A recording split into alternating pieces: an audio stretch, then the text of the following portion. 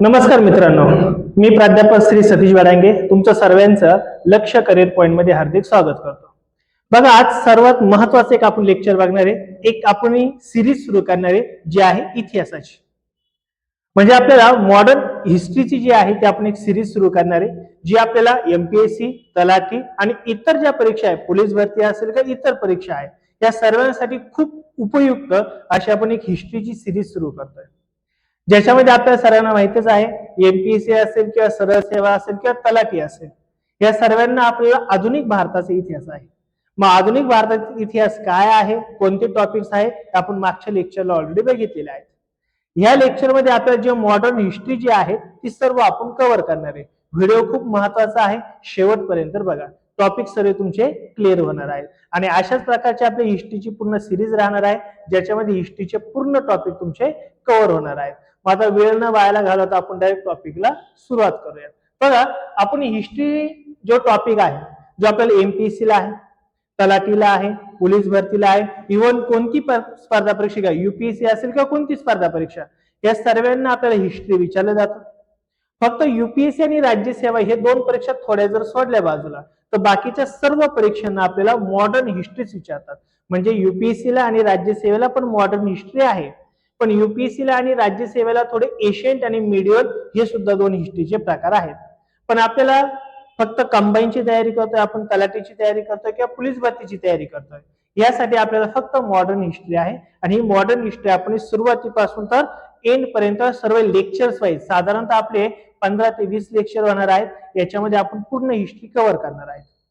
मग आता आपण सुरुवातीला आपण बघितलेलं आहे की आपल्याला हिस्ट्रीची जी सुरुवात आहे ती मॉडर्न हिस्ट्रीची सुरुवात आहे. म्हणजे मॉडर्न हिस्ट्री, आपल्याला मॉडर्न हिस्ट्रीचा जो कालखंड आहे हा 1600 पासून सुरू होतो, तर 1600 ते 2000 पर्यंत.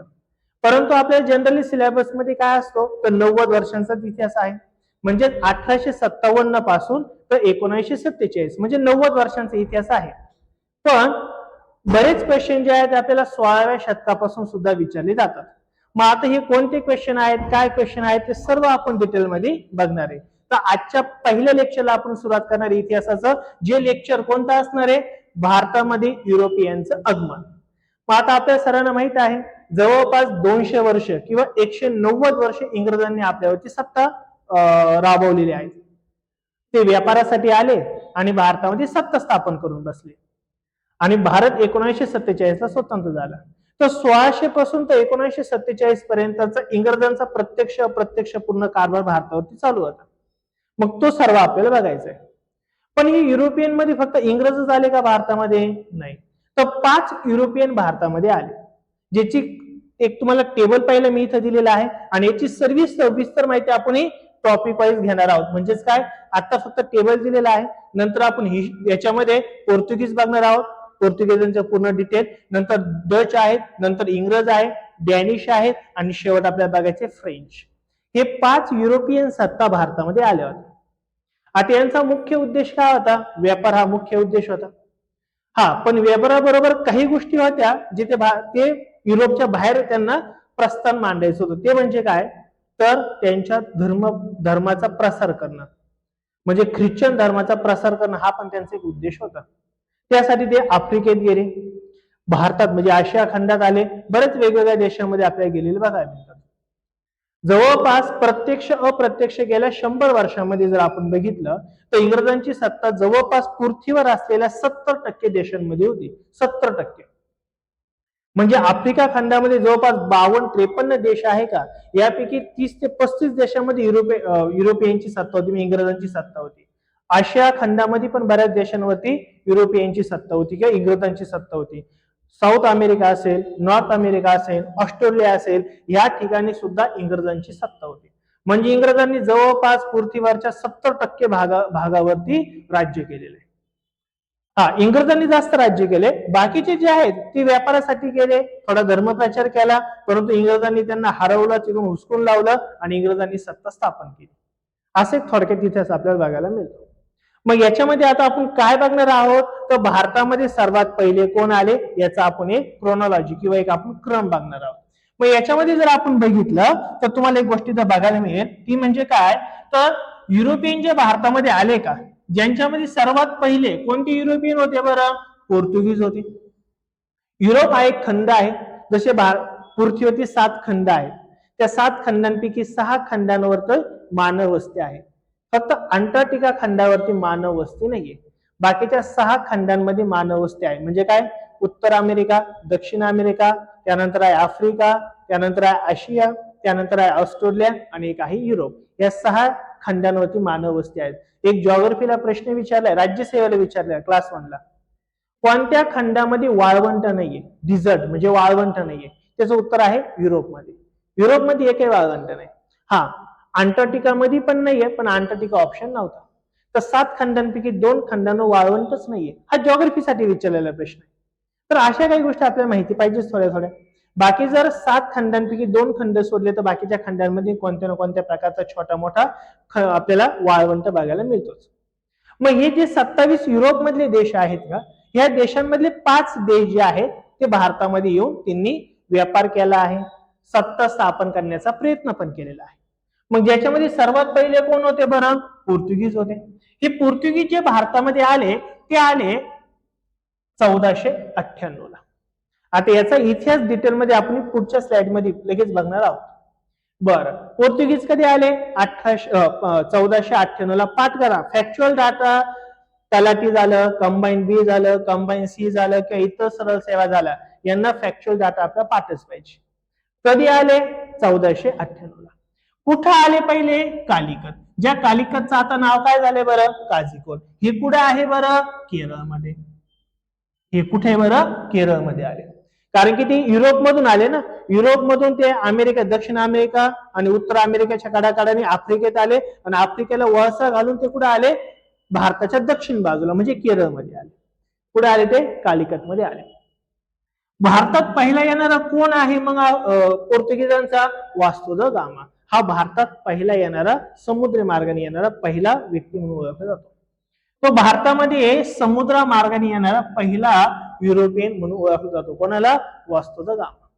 याच्याबद्दलची पूर्ण डिटेल आपण पुढच्या स्लाइड मध्ये बघणार आहोत. पण हे पाठ करायचे आपल्याला माहितीच पाहिजे. त्यानंतर सेकंड युरोपियन आले ते कोण आले बरं? डच. हे डच आले भारतामध्ये 1602 ला. ते सर्वात पहिले कुठे आले? मसूलपट्टणम इथं आले ते पहिले, सर्वात पहिले केरळमध्ये. त्यांनी पुढं डच ईस्ट इंडिया कंपनीची स्थापना केली, ज्यांचा मुख्य भर हा कशावर होता? फक्त मसाल्यांच्या पदार्थांवर होता. युरोपियन लोक जे भारतामध्ये आले का, याला मुख्य कारण काय? व्यापार करायला. हे सर्व जे आले ते कायसाठी आले? व्यापार करायला. काय व्यापार करायचा? तर 2 गोष्टी होत्या त्याच्या मागा. पहिली गोष्ट काय होती? युरोपियनना मसाल्याचे पदार्थ पाहिजे होते, म्हणजे इथून त्यांना मसाला खरेदी करायचा होता. सेकंड काय? युरोपमध्ये औद्योगिकरण सुरू झालेलं होतं. तिथं कंपन्या आलेल्या होत्या. कंपन्यांमध्ये कपडे बिपडे ह्या गोष्टी आता उत्पादित व्हायला लागल्या होत्या. त्यांना मोठी बाजारपेठ पण पाहिजे होती. मग तिथला माल ते भारतातून विकणार होते. म्हणजे त्यांचं दुहेरी काम होतं. व्यापार करणे महत्वाचं त्यांचं काम होतं. व्यापारासाठी आले. कारण की असे मसाले बिसाले फक्त भारतातच आहे. मस्त चणचणीत मसाले कुठे पाहायला भेटतात आपल्याला? भारतात. युरोपमध्ये असे काही मसाले नाहीये. मग त्याच्यामध्ये लवंगांपासून सर्वच प्रकारचे सर्व मसाल्याचा व्यापार करण्यासाठी ते भारतामध्ये आले.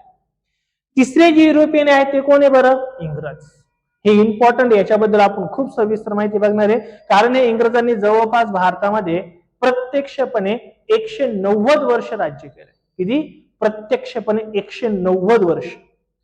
आले ते मग जवळपास 250 वर्ष भारतात होते, पण राज्य त्यांनी केलं कधी? प्लासीची लढाई आपण पुढे गेल्या बघणार आहे. तर भारत स्वतंत्रपर्यंत हे टोटल आहे 190 वर्ष इंग्रजांनी भारतावरती राज्य केलेलं आहे.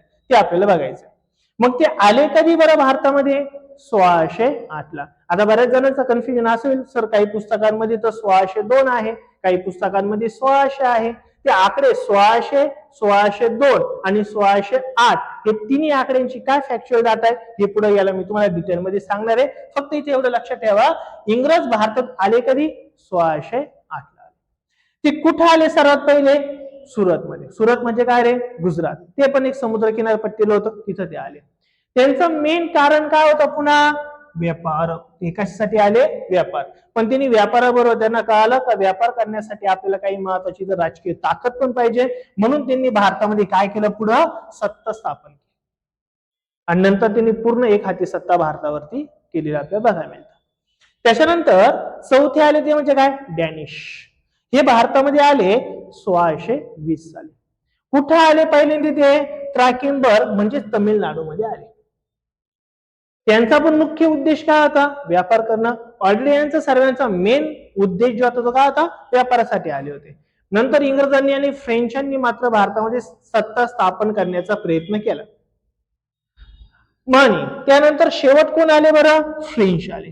फ्रेंच कधी आले बरं भारतामध्ये, 1664 ला. कुठे आले सर्वात पहिले ते, पॉंडिचेरी इथे आले. आणि त्यांनी फ्रेंच ईस्ट इंडिया कंपनीची पण नंतर काय केली, तर स्थापना केलेली आपल्याला बघायला मिळते. मग आता इथं काय काय महत्वाच्या गोष्टी आहे, कोण पहिल्यांदा आलं, कोण शेवट आलं, कधी आले, कुठं आले आणि काय उद्देश होता, हे 4 गोष्टी आपल्याला माहित पाहिजे. दुसरी महत्वाची फॅक्च्युअल डाटा सांगतो ज्याच्यावर आपल्याला क्वेश्चन विचारतात. कोणते युरोपियन पहिले भारतात आले बरं, पोर्तुगीज. कधी आले बरं, 1498 ला. सर्वात जास्त कालावधीसाठी भारतात राहिलेले कोण आहे, पोर्तुगीजच आहे. पोर्तुगीज आले कधी बरं, 1498.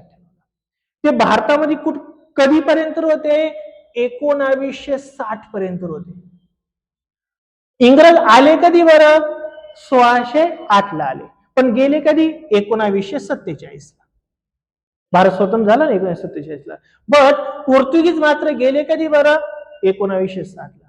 कारण तुम्हाला माहित असेल, गोवा मुक्ती संग्राम किंवा गोवा आपण कधी जिंकलेला आहे किंवा कधी भारतात आलेला आहे, 1960-61 ला. तोपर्यंत कोणाची सत्ता होती तिथं, पोर्तुगीजांची सत्ता होती.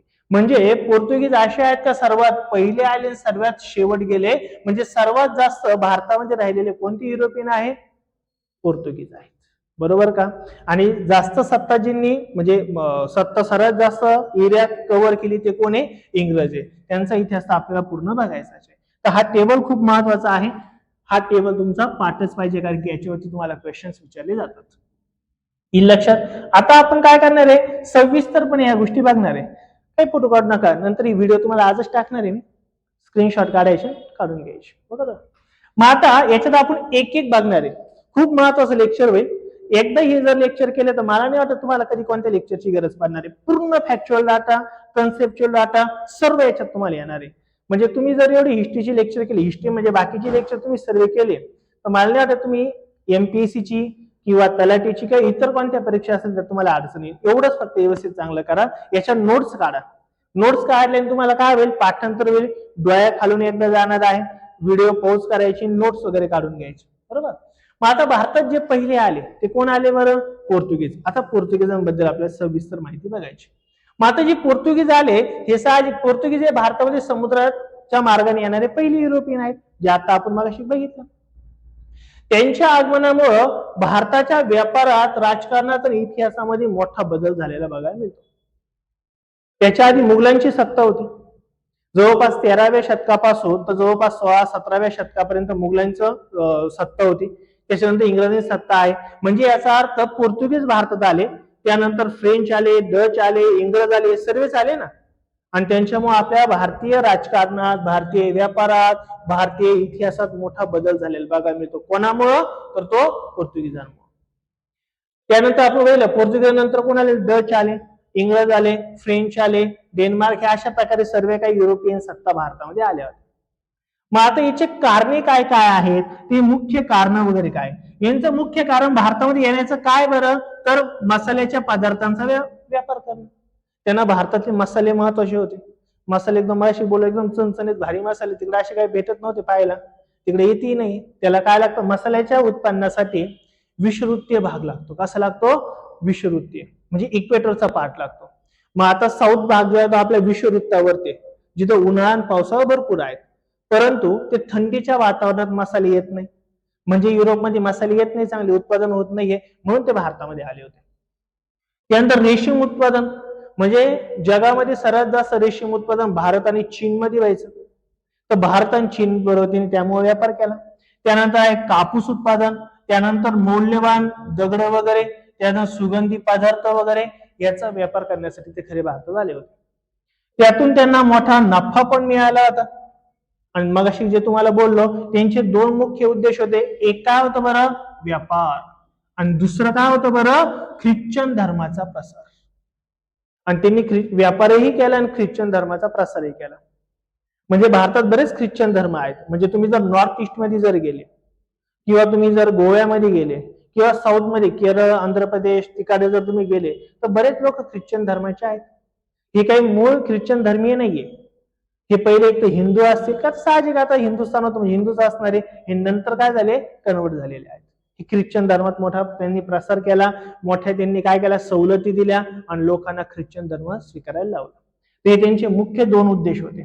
मग ते आले कसे, तर याच्यामध्ये महत्वाची गोष्ट माहित असू द्या, जो वास्तू दा गामा आहे तो साऊथ आफ्रिकेतून जवळपास 1497 ला निघाला.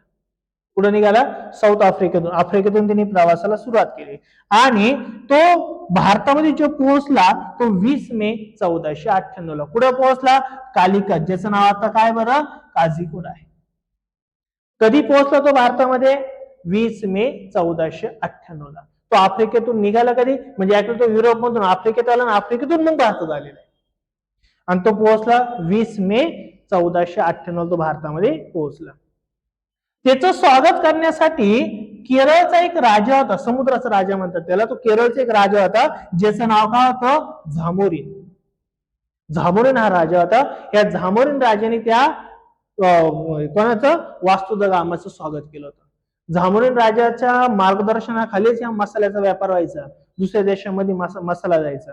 तर झामोरिन एक मोठा इतिहासातलं मोठं नाव आहे, तो आपल्या काही पाहत नाहीये, पण माहिती असू द्या. वास्तू दा गामाचं किंवा पहिल्या युरोपियन जे वास्तू दा गामा आहे त्याचं स्वागत कोणी केलं, झामोरी ह्या राजाने केलं, काझीकोडमध्ये, केरळमध्ये. हे लक्षात येईपर्यंत खूप महत्वाचा फॅक्च्युअल डाटा आहे, हा आपल्याला माहिती पाहिजे.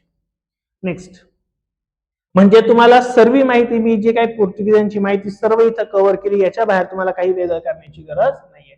बाकी इथं दिले बघा. मग ज्या वेळेस झामोरीने त्या पोर्तुगीजांचं स्वागत केलं, मग पोर्तुगीज भारतात कशासाठी आले होते, तो व्यापार करण्यासाठी. मग ते जे पोर्तुगीज आहेत त्या पोर्तुगीजांनी झामोरीकडं व्यापाराची सनद मागितली. सनद म्हणजे परवानगी मागितली आणि ती परवानगी देण्याचं काम कोणी केलंय बरं, त्या झामोरीन ह्या राजाने केलंय. हे नाव महत्वाचं माहित असू द्या. पोर्तुगीजांना व्यापाराची परवानगी देण्याचं काम कोणी केलंय किंवा तो राजा कोण होता ते नाव आपल्याला माहिती पाहिजे.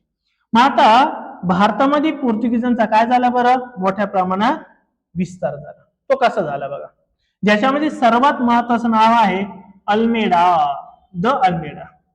हे नाव खूप महत्वाचं आहे. फ्रान्सिस्को द अल्मेडा हे नाव खूप इम्पॉर्टंट आहे, बऱ्याच परीक्षांना विचारलंय. 1505 साली या फ्रान्सिस्को द अल्मेडा ह्या युरोपियनला भारतातला पहिला पोर्तुगीज व्हाईसरॉय बनवलं होतं.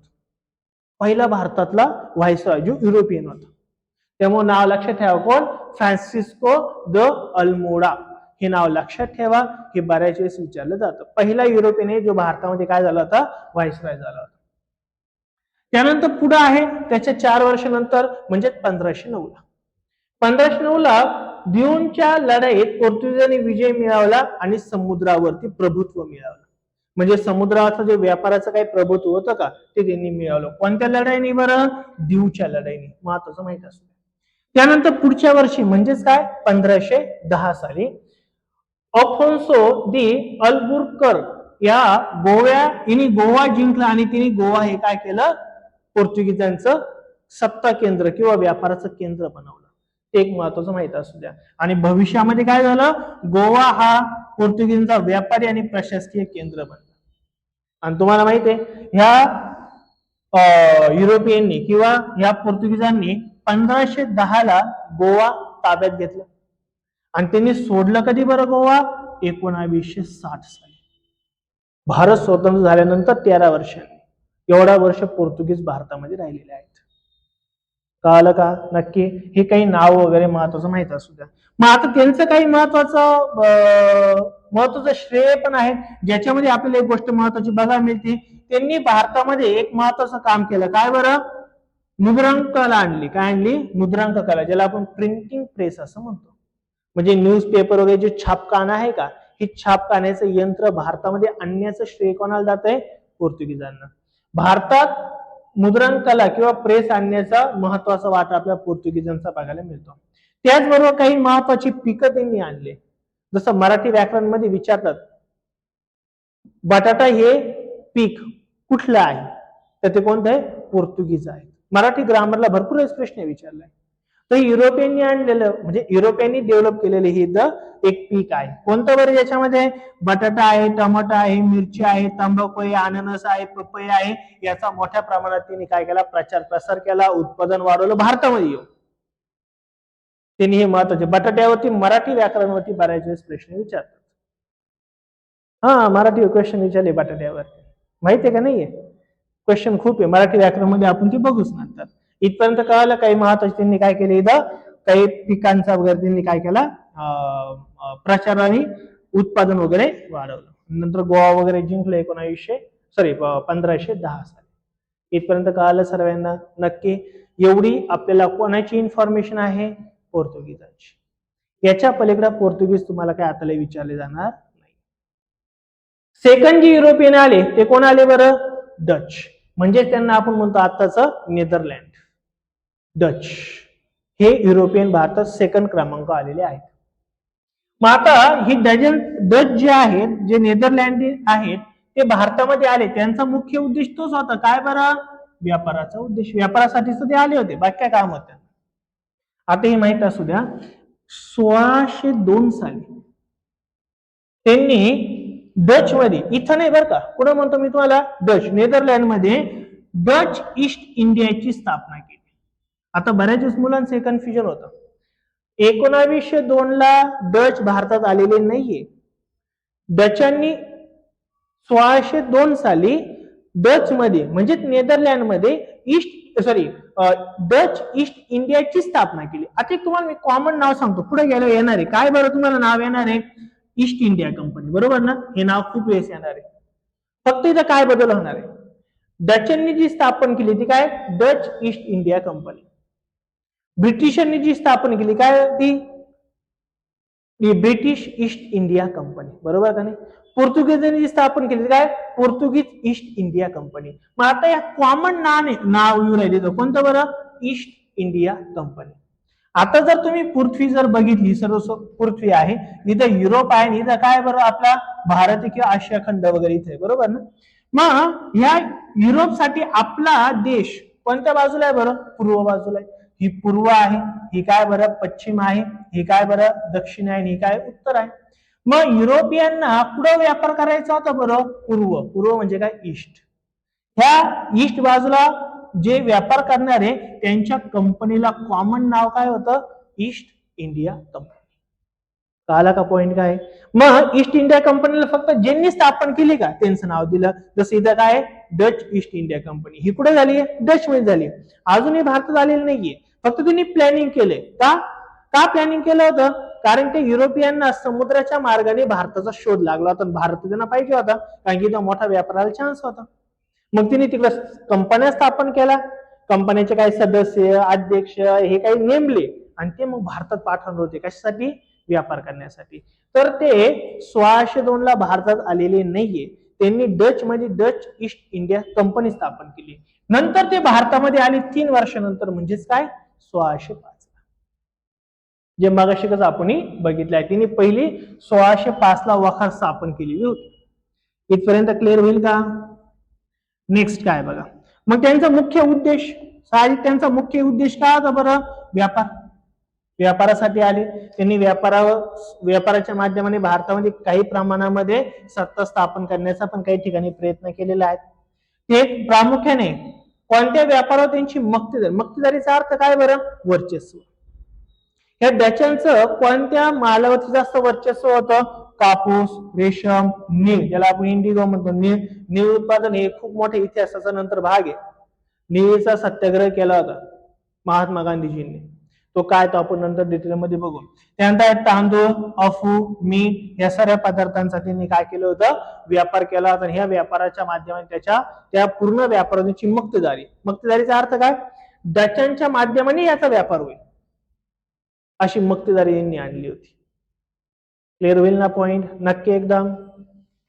नेक्स्ट पुढं काय बघा, तिसरं ब्रिटिशांचा आगमन. हा मेन पार्ट आहे आपला, सर्वात मेन पार्ट, ज्याच्यावर सर्वात जास्त आपल्याला क्वेश्चन विचारतात. हे तिसरे आहेत. पहिले पोर्तुगीज बघितले, दुसरे आपण डच बघितले, आता तिसरे कोण बघणार आहे आपण? British, England. ह्या लोकांनी किंवा ह्या देशांनी भारतामध्ये काय केले नंतर सत्ता राबवली आहे. मग यांच्याबद्दल सर्व डिटेल आपण माहिती बघणार आहोत. मग आता बघा, सर्वात पहिलं काय, ईस्ट इंडिया कंपनी स्थापना. जे मागाशी बोललो ना तुम्हाला, यांचं पहिलं काम काय होतं बरं? ईस्ट इंडिया कंपनीची स्थापना करणं. म्हणजे काय, ते ब्रिटन मधून काही एक टीम स्थापन करणार, जे नंतर भारतात येऊन काय करणार? व्यापार करणार. मग यांची कोणती होती बरं? British east India company. याची जी स्थापना, याच्याबद्दलच्या काही महत्त्वाच्या गोष्टी आपल्याला माहित पाहिजे. तर ज्याच्यामध्ये पहिली तारीख काय बरं? 31 डिसेंबर 1600. या दिवशी इंग्लंडची जी राणी होती एलिझाबेथ प्रथम, हिने ब्रिटिश ईस्ट इंडिया कंपनीला मान्यता दिली. ही डेट माहित असू द्या, 31 डिसेंबर 1600 ला. त्यावेळेस इंग्लंडची जी राणी होती, जिचं नाव काय होतं? राणी एलिझाबेथ प्रथम, हिनं ब्रिटिश ईस्ट इंडिया कंपनीला परवानगी दिली. कशाची परवानगी? भारतात येऊन व्यापार करण्याची परवानगी दिली. ओके, ते भारतात आले का? अजून नाही. पूर्वेकडील देशांची व्यापार करण्याची सनद, सनद म्हणजे चार्टर्स, चार्टर म्हणजेच काय? परवानगी. थोडक्यात ती परवानगी त्यांनी दिली. मुख्य उद्देश काय होता या कंपनीची स्थापना करण्याचा? ब्रिटिश ईस्ट इंडिया कंपनीचा स्थापन करण्याचा मुख्य उद्देश काय होता? तर भारतातील मसाले, कापूस, रेशम, नीळ, चहा इत्यादी मौल्यवान वस्तू यांचा व्यापार करणे. साहजिक व्यापार करण्यासाठी चाललेले होते. कसला व्यापार आहे ते थोडक्यात लक्षात ठेवण्याचा प्रयत्न करा. आता यांनी स्थापन केली. स्थापन कुठे केली? इंग्लंडमध्ये. अजून भारतात आलेले नाहीये. ते भारतामध्ये आल्यानंतर पुढच्या कालखंडामध्ये जे आपण बघतो आता, भारतात ब्रिटिशांचे आगमन. मग ते भारतामध्ये कधी पहिल्यांदा आले?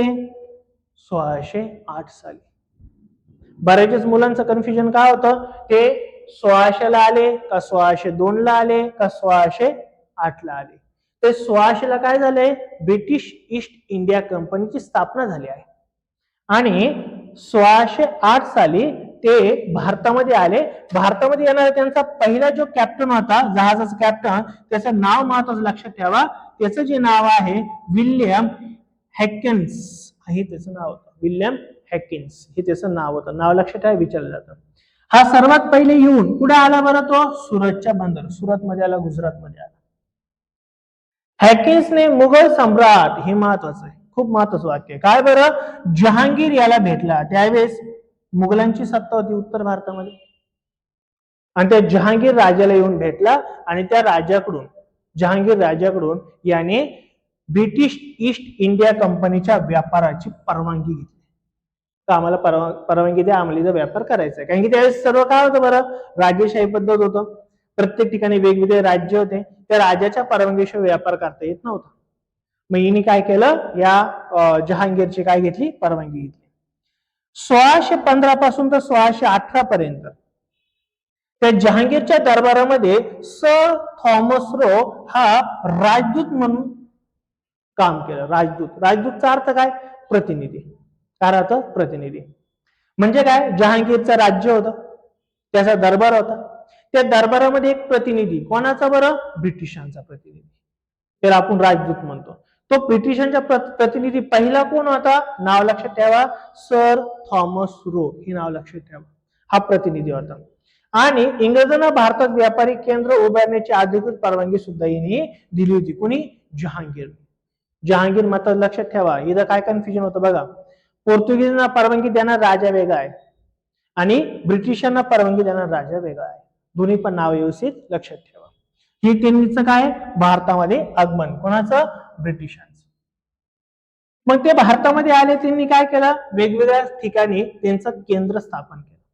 जसं की त्यांनी पहिलं सुरतला स्वतःचं केंद्र म्हणून स्थापन केलं 1613 ला.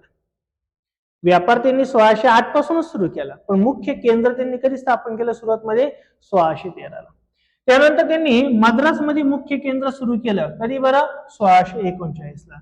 नंतर मुंबईमध्ये, नंतर कलकत्त्यामध्ये, नंतर पूर्ण भारतभर त्यांनी स्वतःचे केंद्र म्हणजे उभे केलेले आहेत. पण सुरुवात कुठून झाली त्यांची वाली? सुरतमधून. गुजरातमध्ये सुरतमध्ये त्यांची सुरुवात झाली. मग पूर्ण भारतभर त्यांची केंद्र आणि व्यापारी केंद्र, वाखारी वगैरे त्यांनी स्थापन केले. इथपर्यंत कळालं सर्वांना? नक्की. मुंबई सुरुवातीला कोणाच्या ताब्यात होती बरं? पोर्तुगीजांची, 1668 पर्यंत. परंतु त्या दोघांमध्ये अग्रीमेंट झालं आणि पोर्तुगीजांनी मुंबई ही कोणाला देऊन टाकली? ब्रिटिशांना देऊन टाकली. त्यानंतर भारतातून व्यापारातून भारतात त्यांनी काय केली? सत्ता स्थापन केली. मग भारतात येऊन त्यांनी पहिला व्यापार केला आणि नंतर 50-60 वर्षांनी त्यांनी काय केलं? सत्ता स्थापन करण्याचा प्रयत्न केला. भारतीय संस्थानांमधील मतभेदाचा फायदा घेऊन त्यांनी भारतामध्ये काय केलं? राजकीय हस्तक्षेप करायला सुरुवात केली. कारण की त्यांना एक गोष्ट कळाली होती, खूप राजे आहेत, प्रत्येकामध्ये वाद आहेत, एकाच राजाला विरोध करणे, त्यांची इथं प्रजा पण आहे. मग राजाला विरोध करण्याची जी प्रजा आहे का, त्यांना हाताशी धरायचं, त्यांना सांगायचं तुला मी राजा बनवेल, फक्त तू या राजाला हरव. मग यांच्यामध्ये काय, ह्या इंग्रजांनी काय केलं? भारतीयांमध्ये भांडणं लावून दिले आणि राजे काय होत गेले? कमकुवत होत गेले आणि टप्प्याटप्प्याने राज्य कमकुवत होत गेले. त्या राज्यांचं राज्यपद काढून घेतलं, त्यांना राजापद काढून घेतलं आणि स्वतःची सत्ता तिथं स्थापन केली. ही युरोपियनची खऱ्या अर्थाने किंवा ब्रिटिशांची भारतामध्ये सत्ता स्थापनेचा मार्ग बघायला मिळतो. म्हणजे भारतात इंग्रजांनी सत्ता स्थापन जी केली त्याला मुख्य कारण काय होतं? आपल्या संस्थानांमध्ये असलेला मतभेद. त्याचाच फायदा काय घेतला? ब्रिटिशांनी घेतला. मग आता ही सत्ता स्थापन करण्यामध्ये ब्रिटिशांच्या 2 महत्वाच्या घटना आहेत, ज्या इम्पॉर्टंट आहेत, ज्या नेहमी परीक्षेला विचारले जातात. एक आहे प्लासीची लढाई आणि एक आहे बक्सरची लढाई. ह्या 2 महत्वाच्या लढाई ह्या कुठं झाल्या, यांच्या तारखा आणि ह्या कोणामध्ये झाल्या, याच्यावर बऱ्याच वेळेस प्रश्न आपल्याला विचारले जातात. मग काय काय ते आता आपण एक बघणार आहे. बघा, सर्वात पहिली ब्रिटिशांची भारतामध्ये जी सत्ता स्थापन करण्याचा जो पाया आपण म्हणतो ती काय बरं? प्लासीची लढाई. सर्वात महत्वाची गोष्ट, भारताच्या इतिहासातली सर्वात महत्वाची जी टर्निंग पॉइंट ठरली, कोणाला बरं? ब्रिटिशांना. ब्रिटिशांनी भारतामध्ये सत्ता स्थापन करण्याची सुरुवात म्हणजे काय? प्लासीची लढाई. मग आता प्लासीची लढाई हमखास क्वेश्चन असतात, व्यवस्थित फॅक्च्युअल डाटा पण लक्षात ठेवा. मग आता प्लासीची लढाई झाली कधी बरं? 1757 ला. बघा आकडे किती भारी. 1757 ला प्लासीची लढाई, 1857 ला स्वातंत्र्याचा संग्राम आणि त्याच्यानंतर 90 वर्षांनी म्हणजे 1947 ला भारत स्वतंत्र. म्हणजे 1757 पासून तर 1947, मगाशी बोलला ना तुम्हाला, हा कालखंड किती वर्षांचा झाला? 190 वर्षांचा कालखंड. 190 वर्ष ब्रिटिशांनी भारतामध्ये राज्य केले. कळाला ना? पुढे सत्ता स्थापनेला सुरुवात झाली त्यांची 1757, कुठपर्यंत? 1947 पर्यंत, म्हणजे 190 वर्ष. 190 वर्ष हे इंग्रजांनी भारतावरती काय केलंय? राज्य केलेलं आहे. मग आता प्लासीची लढाई काय ते आपण डिटेलमध्ये बघूयात. प्लासीची जी लढाई झाली, डेट माहित असू द्या, बऱ्याच वेळेस विचारलेला आहे क्वेश्चन. प्लासीची जी लढाई झाली तिची डेट जर आपण बघितली तर काय बरं ती? 23 जून 1757. काय? 23 जून 1757. मग ती प्लासीची जी लढाई झाली याला मुख्य कारण काय होतं? युरोपियन भारतामध्ये आलेले होते, व्यापार करायला सुरुवात पण झालेली होती, ते व्यापारही मोठ्या प्रमाणात करत होते. पण त्यांना एक गोष्ट जाणवली का भारतामध्ये जे राजे आहे का त्या राजांनाच मोठा विरोध आहे, म्हणजे ते प्रधान असतील किंवा इतर कोणी असतील यांचा विरोध आहे. मग यांच्यामध्ये काय करायचे? भांडण लावून द्यायचे आणि तिथं ती सत्ता गेली का आपण काय करायचं? राज्य करायचं. म्हणजे फोडा आणि राज्य करा ही भूमिका कोणाची होती? इंग्रजांची. मग याच्यामध्ये ही जी प्लासीची लढाई झाली, ह्या प्लासीच्या लढाईमध्ये 2 महत्वाची नावं लक्षात ठेवा. जे प्लासीच्या लढाईचं ब्रिटिशांच्या बाजूने ज्यांनी नेतृत्व केलं होतं ते ब्रिटिशांचे सेनापती रॉबर्ट क्लाइव्ह. बऱ्याच वेळेस प्रश्न विचारलाय, काय प्लासीच्या लढाईमध्ये इंग्रजांच्या बाजूने सेनापती कोण होता? रॉबर्ट क्लाइव्ह, जो नंतर बंगालचा गव्हर्नर पण झालेला आहे. ते तुम्हाला मी सांगतोच काय आहे. कळलं? याच्या विरोधात कोण होता बरं? बंगालचा नवाब सिराज उद्दौला. सिराज उद्दौला हा नवाब होता. कुठला बरं? बंगालचा. ह्या नवाब आणि ह्या सेनापतीमध्ये काय झाले? युद्ध झालं किंवा ते वाद झाले, त्यालाच आपण काय म्हणतो बरं? प्लासीची लढाई.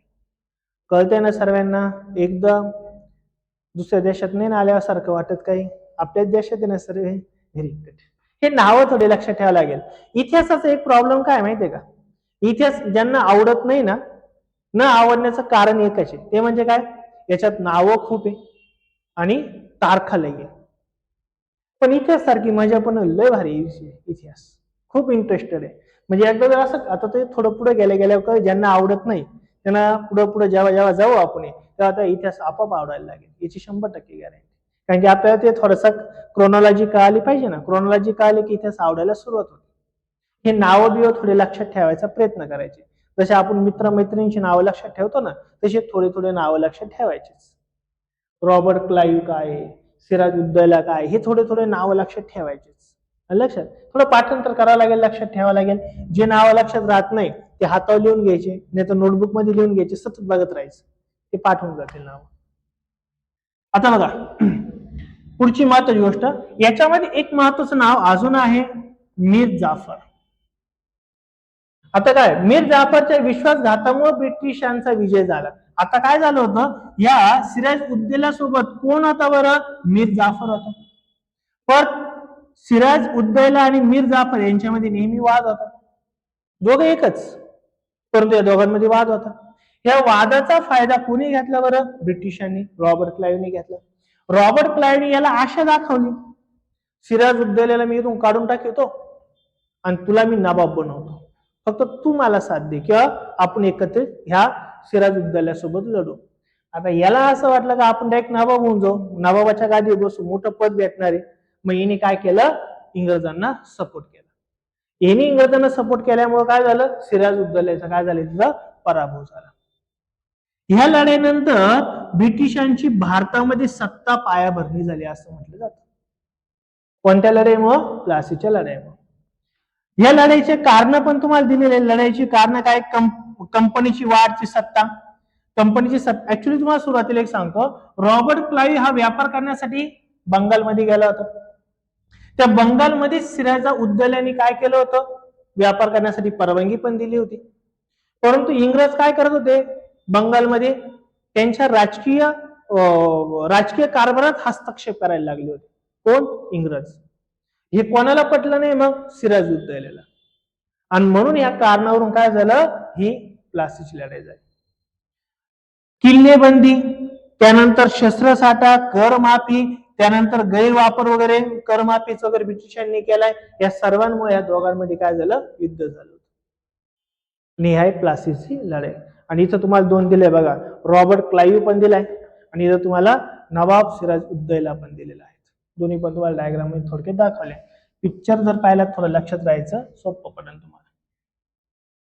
मग ह्या प्लासीच्या लढाईचे महत्वाचे परिणाम आपल्याला एमपीएससी ला विचारतात, काय महत्वाचे परिणाम झाले, ज्यातले 4-5 महत्वाचे परिणाम तुम्हाला दिले बघा.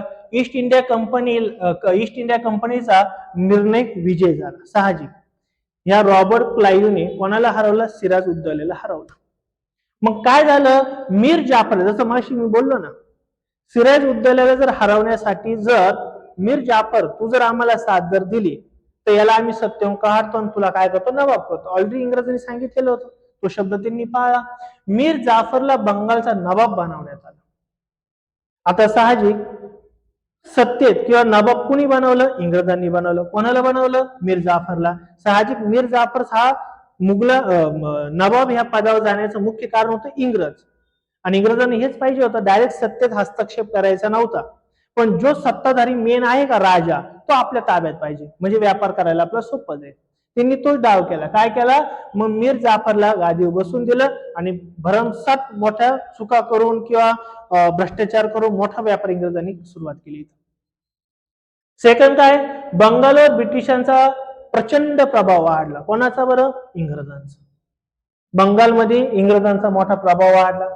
भारतात ब्रिटिश साम्राज्य स्थापनेची सुरुवात झाली. जे तुम्हाला सांगितलं, भारतामध्ये जी ब्रिटिशांची सत्ता आहे ती स्थापन करण्याची जी सुरुवात ती आहे प्लासीची लढाई. ती आपण इथून सुरुवात झाली बघा मिळते. कंपनीला मोठ्या प्रमाणात संपत्ती आणि आर्थिक ताकद मिळाली, पैसा खूप मिळाला, व्यापार खूप इझिली व्हायला लागला. इव्हन बंगालमध्ये काय महत्वाचा प्लस पॉइंट झाला की बंगालमध्ये जे दुसरी युरोपियन यायचे का, त्यांना येऊन दिलं जात नव्हतं. कारण की त्यांना कोण मज्जाव करायचं बरं, त्यांना कोण विरोध करायचा, मीर जाफर. कारण की मीर जाफर शिवाय बंगालमध्ये व्यापार करणं पॉसिबल नव्हतं. आणि मीर जाफर तेव्हाच परवानगी देईल जेव्हा त्याला इंग्रज सांगतील. म्हणजे बाकीचे व्यापारी, जो काही व्यापारी होते ते बंगालमध्ये येऊ शकले नाही. त्यामुळे काय झालं, इंग्रजांची सत्ता किंवा ताकद किंवा पैसा मोठ्या प्रमाणात वाढला. हा त्याचा परिणाम आपल्या बघायला मिळतो. कशाचा, प्लासीची लढाईचा. आणि याच्यावरून एक सर्वात महत्वाची गोष्ट लक्षात ठेवा, बंगालचा पहिला गव्हर्नर बनला, ते नाव लक्षात ठेवा. कोण आहे बरं? Robert Clive. हा बंगालचा पहिला गव्हर्नर बनला. कधी बनला हा? 1757 ला. कोणत्या लढाईनी? प्लासीची लढाई. अलग लक्षात. आता एक गोष्ट तुम्हाला मी सांगतो बरं का, लक्षात ठेवण्याचा प्रयत्न करा पुढे गेल्या येणाऱ्याची. प्लासीची लढाई झाली. प्लासीची लढाईमध्ये काय झालं? मेन सत्ताधारी व्हेरी गुड. आपण शिकतो काय बरं आता? बंगालचं. मग हे कुठे असणार? पाकिस्तानमध्ये असेल का? नाही, हे बंगालमध्येच असणार. हा, बरं झालं विचारलं. हे जे प्लासीची लढाई झाली, प्लासी ठिकाण आहे, गाव आहे, ते कुठे? बंगालमध्ये. अमेरिकेत असेल? कुठे? Very good. तेव्हा बिहार आणि बंगाल प्रांत एकच होता, वेगळा नव्हता ना. तेव्हा ओडिसाचा बराच भाग, बिहारचा बराच भाग, ऍक्च्युली आता जे पश्चिम बंगाल आहे, बांगलादेश, ही सर्व बंगाल प्रांत होता. हा मोठा, लय मोठा प्रांत होता. म्हणजे भारतातले अनेक प्रांत, 11 प्रांत पुढे गेले सांगणारच आहे, त्यातला सर्वात मोठा प्रांत हा बंगाल प्रांत होता. ज्याच्यामध्ये बिहारचा भाग होता, उडीसाचा भाग होता, त्याच्यामध्ये पश्चिम बंगाल सर्वच होतं, बांगलादेश पूर्ण होतं. त्यानंतर तुम्हाला ब्रह्मदेशापर्यंत त्याचा भाग होता. कुठपर्यंत? ब्रह्मदेश. ब्रह्मदेश म्हणजे सध्याचं म्यानमार. ते ब्रह्मदेश तुम्हाला आता मॅप मध्ये पाहायला नाही भेटणार. तुम्ही त्याला ब्रह्मदेश आता कुठून आलंय? तर ब्रह्मदेश हे पहिलं नाव होतं 1942 पर्यंत. त्या ब्रह्मदेशावर सुद्धा इंग्रजांची सत्ता होती, परंतु ब्रह्मदेशाला 1942 ला स्वातंत्र्य दिलं आणि ते ब्रह्मदेश झाला म्यानमार हा देश. म्यानमार माहिती असं सर्वांना, आपल्या जवळ आहे. लोक फिरायला जातात, स्वस्त आहे म्हणून फिरायला जातात, मजा करतात समुद्र किनारपट्टीला. तर असा तो देश आहे.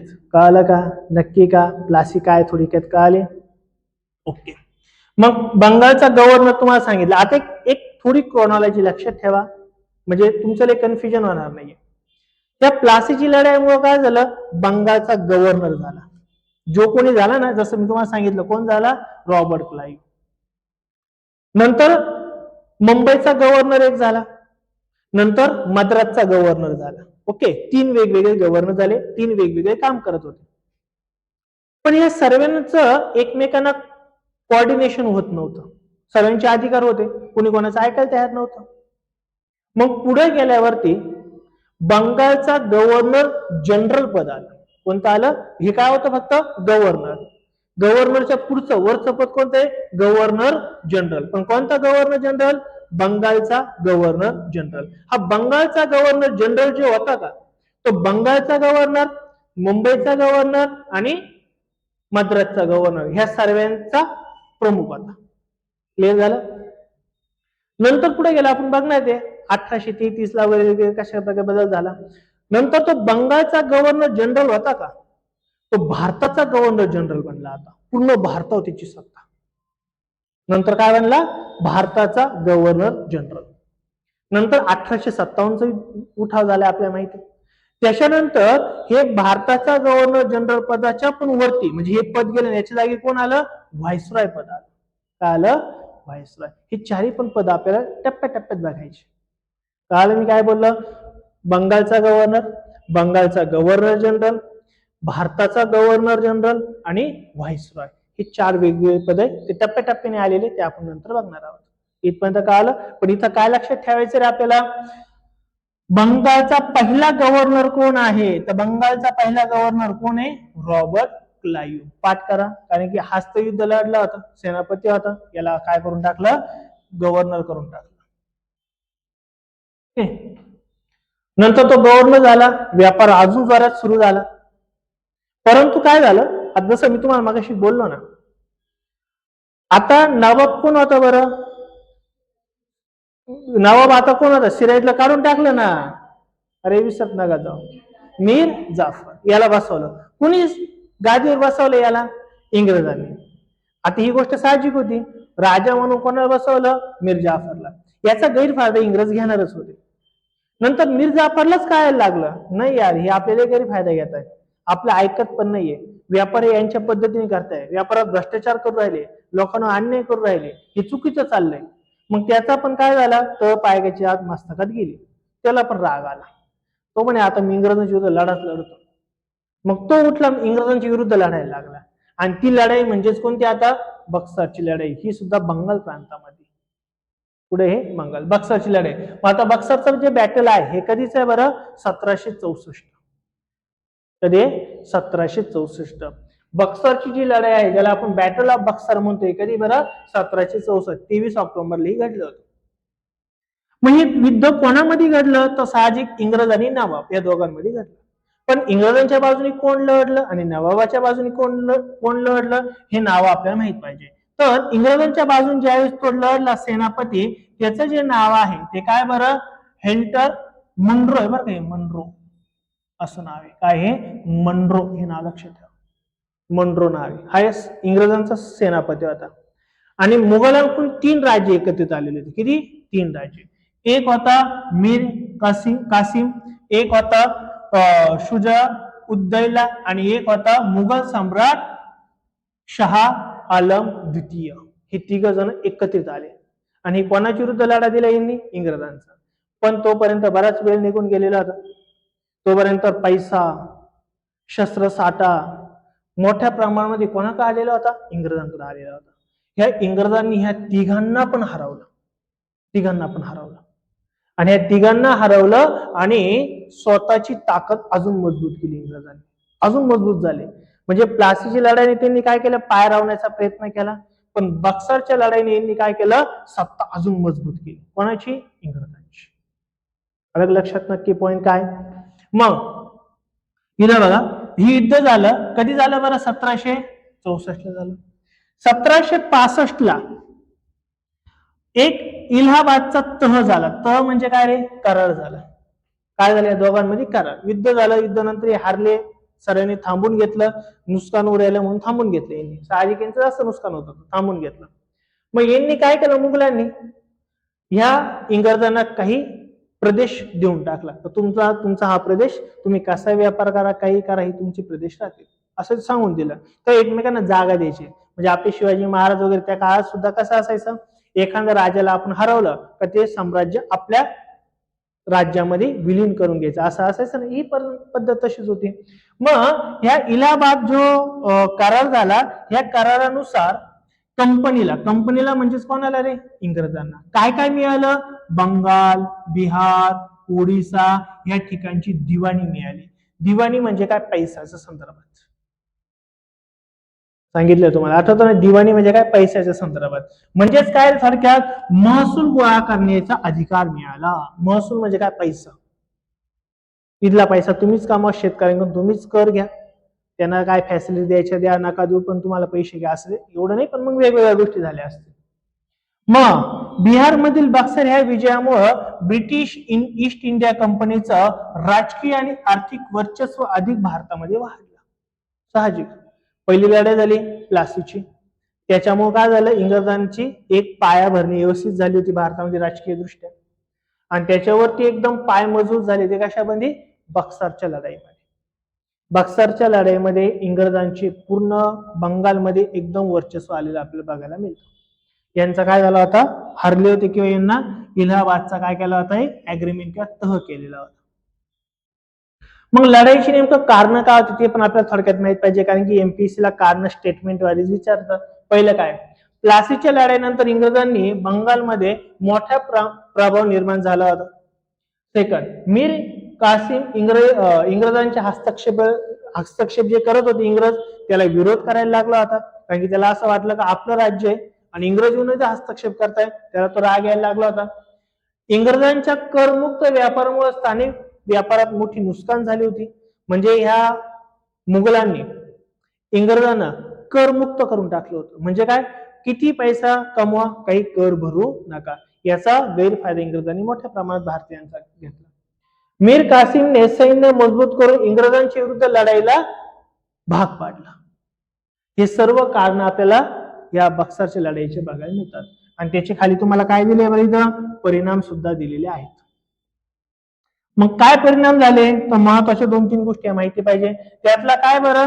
कंपनीचा विजय झाला, जे मागाशी तुम्हाला बोललो. नवाबांचा काय झालं? इथं पराजय झाला, ते आपण बघितलं. त्यानंतर शहा आलम दुसरा जो आहे इंग्रजांच्या पूर्ण प्रभावाखाली काम करायला लागला. इंग्रजांचा काही तो विरोध करत नव्हता. भारतातील ब्रिटिश सत्ता अधिक मजबूत झाली. आणि सर्वात इम्पॉर्टंट म्हणजे ज्याच्यावर आपल्याला प्रश्न विचारतात तो म्हणजे 1765 मध्ये रॉबर्ट क्लाइव्ह याला बंगालमध्ये त्यांनी दुहेरी शासन व्यवस्था सुरू केली. रॉबर्ट क्लाइव्ह त्यावेळेस बंगालचा गव्हर्नर होता. त्यांनी बंगालमध्ये काय केली बरं? दुहेरी शासन व्यवस्था. आता बऱ्याच जणांना प्रश्न पडला असं नेमकं दुहेरी शासन व्यवस्था नेमकं काय प्रकार आहे? शासन व्यवस्था तर माहिती आहे, सरकार चालवणं. पण कसं सरकार चालवायचं होतं? द्विहिरी म्हणजे दोन पद्धतीने. मग दुहेरी शासन व्यवस्था जी रॉबर्ट क्लाइव्हने सुरू केली, कधी केली बरं? 1765 ला. नंतर 1772 ला ही दुहेरी शासन व्यवस्था रद्द पण झाली. दोन्ही पण प्रश्न आपल्याला विचारतात व्यवस्थित. सुरू कोणी केली आहे? Robert Clive. दुहेरी शासन व्यवस्था सुरू केली रॉबर्ट क्लाइव्हने. मग आता आपण काय करणार आहे? नेमकी दुहेरी शासन व्यवस्था काय आहे ते आता आपण बघणार आहोत. बघा इथं दुहेरी शासन व्यवस्था. ओके, आता एक काम करू. दुहेरी शासन व्यवस्था कुणी आणली बरं? Robert Clive. मग आपण काय करू? रॉबर्ट क्लाइव्हचं कामकाजच बघू सर्व. रॉबर्ट क्लाइव्ह काय ते बघू आपण, आणि नंतर रॉबर्ट क्लाइव्हने जी दुहेरी शासन व्यवस्था आणली ती पण आपण सर्व व्यवस्थित बघूया. मग आता आपल्याला बघायचं आहे बंगालचा.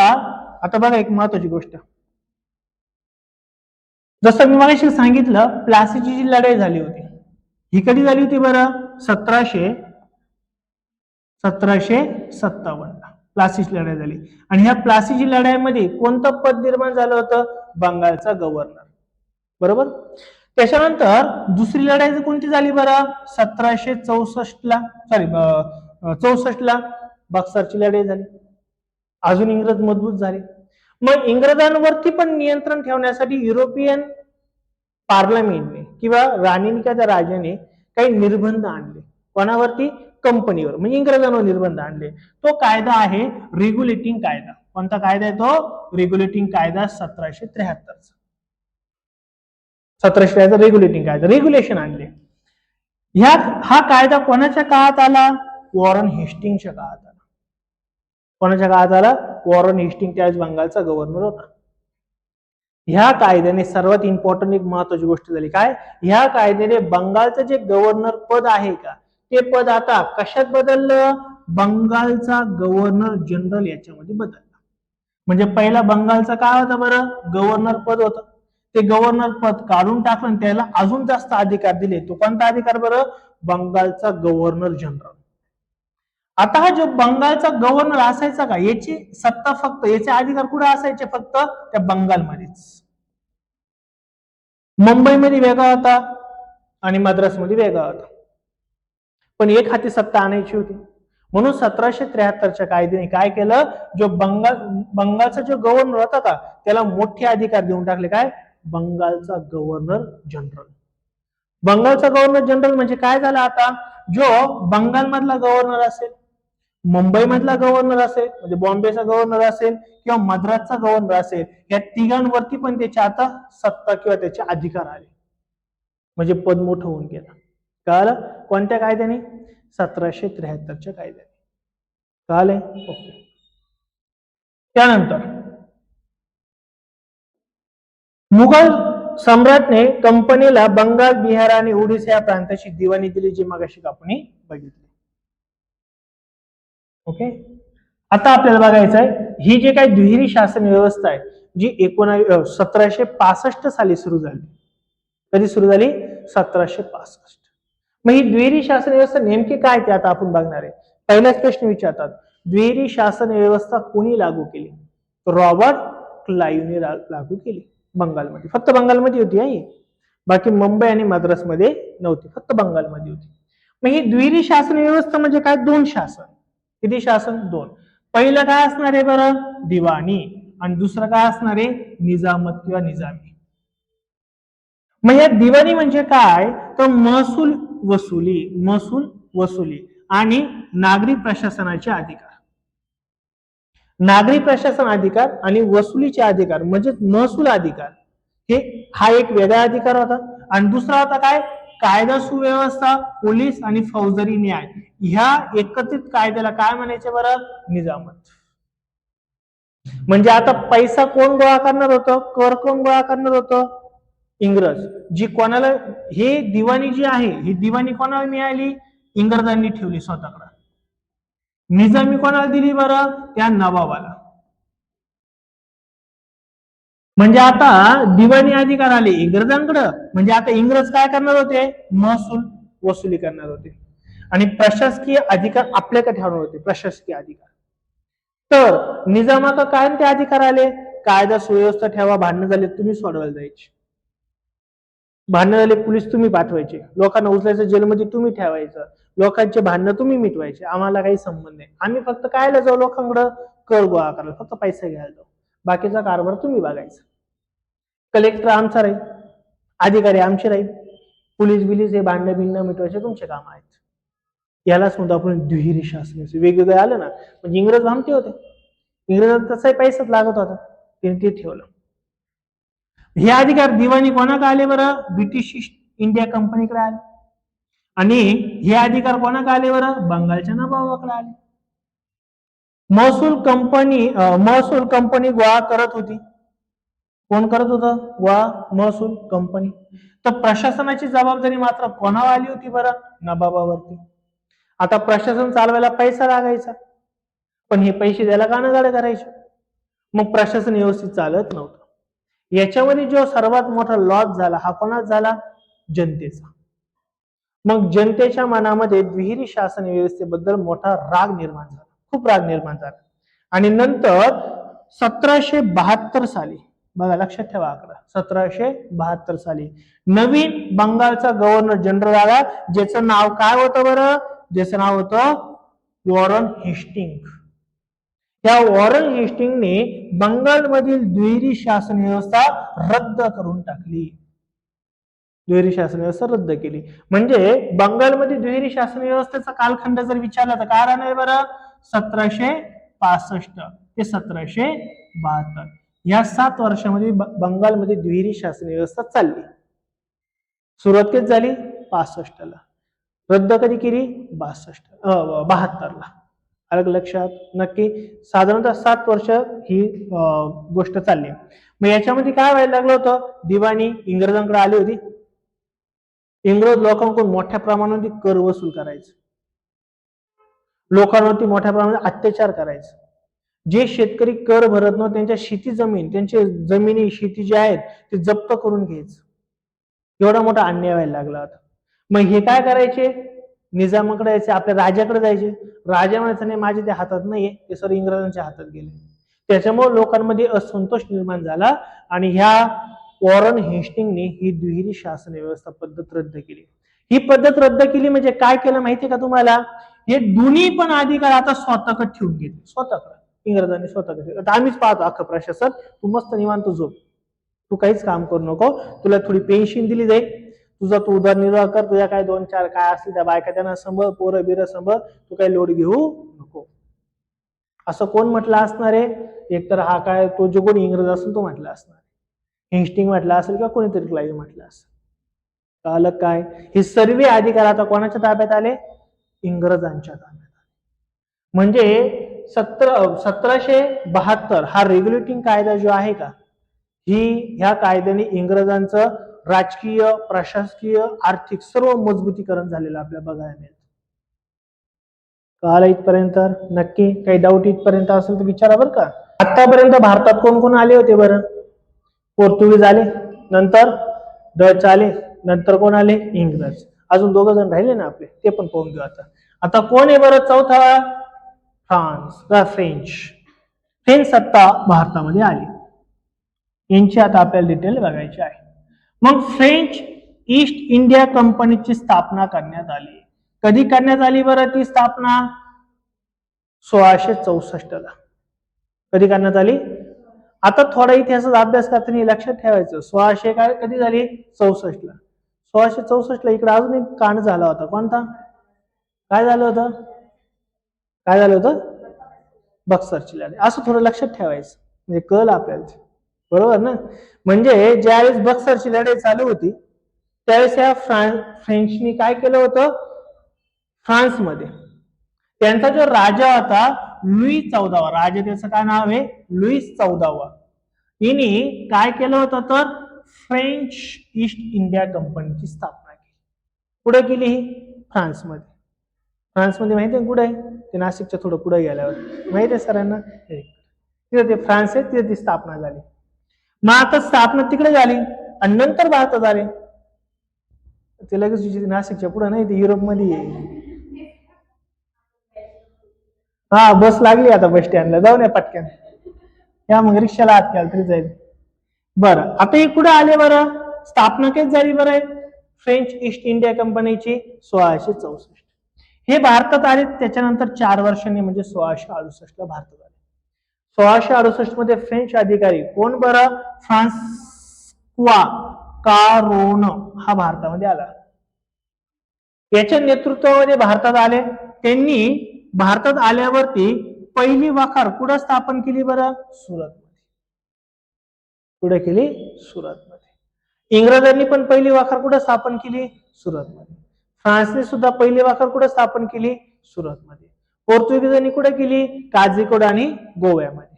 ते साऊथ मध्ये राहिली, हे मात्र उत्तर भारतामध्ये आले होते. बर, मग आता फ्रेंचांच्या महत्वाच्या कोणत्या वसाहती आहेत म्हणजे कंपन्या आहेत, त्या आपल्याला माहिती पाहिजे. सुरतमध्ये कधी स्थापना केली बरं, 1668. पुढं पहिली वखार सुरतमध्ये. नंतर कुठे केली, मसुलीपट्टणम आंध्र प्रदेशमध्ये आहे, ती कधी केली बरं, 1669. नंतर केली त्यांनी 1674 पोंडिचेरीमध्ये वखार स्थापन केली, जी फ्रेंचांचं प्रमुख केंद्र म्हणून मानलं जातं, फ्रेंचांचं. आणि महत्वाचं व्यापार केंद्र ते बंगालमध्ये चंद्रनगर इथून त्यांनी व्यापाराला सुरुवात केली. मोठा महत्वाचं व्यापारी केंद्र वगैरे सुरू केलं. ते महत्वाच्या वखारीचे ठिकाणं वगैरे ही माहिती पाहिजेत आपल्याला. इथपर्यंत कळालं का, हे सर्व काही महत्वाच्या गोष्टी आपण बघितल्या. आता आपल्या भारताचा जो इतिहास आहे ना सिलेबस मध्ये, याच्यात असं स्पष्ट म्हटलेलं आहे काय, भारताचा आधुनिक इतिहास विशेषतः महाराष्ट्र असं म्हटलं सिलेबस मध्ये. आणि आपला सिलेबस तसाच आहे, तसंच आपल्याला अभ्यास करावा लागणार आहे. मग आता युरोपियन भारतात कसे आले ते आपण सर्व बघितलं, परंतु हे युरोपियन मध्ये भारतात आल्यानंतर महाराष्ट्रावर कशा प्रकारे त्यांनी वर्चस्व केलंय ते आता आपल्याला बघायचं. महाराष्ट्र म्हणजे त्यावेळेस का आता मुंबई प्रांत म्हणून आपण ओळखायचो, किंवा मराठ्यांचं राज्य म्हणून आपण ओळखायचो शिवाजी महाराजांचं. शिवाजी महाराज खूप हुशार होते, जबरदस्त व्यक्तिमत्व होतं. शिवाजी महाराज जोपर्यंत जिवंत होते का तोपर्यंत ह्या इंग्रजांना त्यांनी व्यापाराच्या परवानगीच दिल्या नव्हता. कारण की ते म्हणायचे हे लय भामटे, कोण, इंग्रज. ते जर भारतात आले किंवा त्यांना जर आपण परवानग्या दिल्या तर ते आपल्यावरच उद्या पलटी मारायला बसले. त्यामुळे ह्या इंग्रजांना शिवाजी महाराजांनी नेहमीच काय केलंय, आपल्या नियंत्रणात ठेवले. बाकीच्या राजांनी मात्र त्यांना लय डोक्यावर चढवलं, त्यांचं राज्य पण संपलं. दुर्दैवाने शिवाजी महाराजांचा डेथ झाली, वारले. त्याच्यानंतर पेशवेशाही आली. पेशवे म्हणजे भयानक पराक्रमी होते, पण पेशव्यांना काही गोष्टीचा नाद पण होता, आपल्याला माहित आहे, पिक्चर आपण बघितले. त्याच्यामध्ये ते हुकले आणि इंग्रजांनीच राज्य भारतावरती महाराष्ट्रामध्ये काय झालं, स्थापन झालं. मग इंग्रजांचं मुंबई प्रांतात किंवा मराठा प्रांतामध्ये कशा प्रकारे राज्य प्रस्थापित केलं, त्याला 3 महत्वाच्या लढाया आहेत. इंग्रजांनी मराठ्यांबरोबर 3 लढाया केल्या. किती, 3. पहिली लढाई, दुसरी लढाई आणि तिसरी लढाई मात्र आपण हरलो आणि पेशवा माघार घातला, आणि ते आहे 1818 साली. 1818 पेशवाई जे आहे त्यांनी माघार घेतली, हरले, आणि 1818 पासून मुंबई किंवा ज्याला आपण मराठा प्रांत म्हणतो याच्यावर इंग्रजांची प्रत्यक्ष सत्ता आली. मग याचं मुख्य कारण काय, तर 3 महत्वाच्या लढाया आहेत, ज्यातली पहिली आहे पहिली इंग्रज मराठा युद्ध. पहिलं इंग्रज मराठा युद्ध, दुसरं इंग्रज मराठा युद्ध आणि तिसरं इंग्रज मराठा युद्ध. 3 युद्ध झाली इंग्रज आणि मराठ्यांमध्ये. याला पण मुख्य कारण काय, जसं इतरांचं होतं तसं इथं पण झालं ना. मराठ्यांमध्ये पण काय झालं, एक राजा बसलेला असायचा, याला विरोध करणार कोणी तर दुसरा असायचाच ना. म्हणजे राजांमध्ये विरोध होते, त्यांच्या खालचे जे काही सेनापती त्यांची विरोध असायचे. याचा गैरफायदा इंग्रजांनी घेतला, आणि तो फायदा घेऊनच इंग्रजांनी मराठा प्रांतामध्ये स्वतःचं वर्चस्व राबवलं आपल्याला बघायला मिळतं. मग नेमकं आता ही युद्धाची म्हणजे पहिले इंग्रज मराठ्याचे युद्ध आहे, याची नेमकी पार्श्वभूमी काय आहे ते आपल्याला बघायचे. साहजिक हे युद्ध मराठा साम्राज्यातील पेशव्यांच्या वादांमुळेच झाले. पेशव्यांमध्येच वाद होते ते, त्यांच्या वादामुळेच हे युद्ध झाले बघायला मिळतात. ते जरी एक असते तर इंग्रजांना मराठा जिंकणं खूप अवघड होतं, भयानक होतं. खूप शूरवीर होते आपले मराठी, भयानक शूरवीर होते. म्हणजे भोसले घराणं झालं, पेशवे घराणं झालं, होळकर घराणं झालं, हे भयानक ताकदवान माणसं होते. म्हणजे पेशव्यांना हरवणे इंग्रजांचं मोठं स्वप्न होतं, एवढे भयानक होते पेशवे. शिवाजी महाराज भोसले घराणं तर भयानकच होतं, पण पेशवे सुद्धा खूप भयानक होते, साधे नव्हते. एक पेशवा 10,000 मारायचं, एवढी ताकद असायची, भयानक ताकदीवान होते, युक्तिवान होते, सर्वच गोष्टी यांच्यात होत्या. पण काही गोष्टी आपल्याला माहिती, यांच्यामध्ये त्यांचं काय झालं, थोडस सत्तेचं पतन झालं आपल्याला बघायला मिळतं. मग आता बघा, या पहिलं इंग्रज मराठा युद्ध जे झालं ते कधी झालं, ह्या 7 वर्षात, म्हणजे 1775 ते 1782, ह्या 7 वर्ष त्यांचं पहिलं मराठा इंग्रज युद्ध चालू. किती वर्ष? 7 वर्ष युद्ध चालले. 1 वर्ष नाही, 1 दिवस नाही झालं, 7 वर्ष चाललेलं युद्ध. म्हणजे कसले भयानक मराठी त्यांना विरोध करत होते. आता काय झालं, त्यावेळेस आपल्या राजाकडं फक्त तोफगोळी असायच्या, तलवारी असायच्या. इंग्रजांकडे मात्र थोडं आधुनिक शस्त्रास्त्र होतं, म्हणजे काय, बंदुकी वगैरे होत्या, चांगलं शस्त्रास्त्र होतं.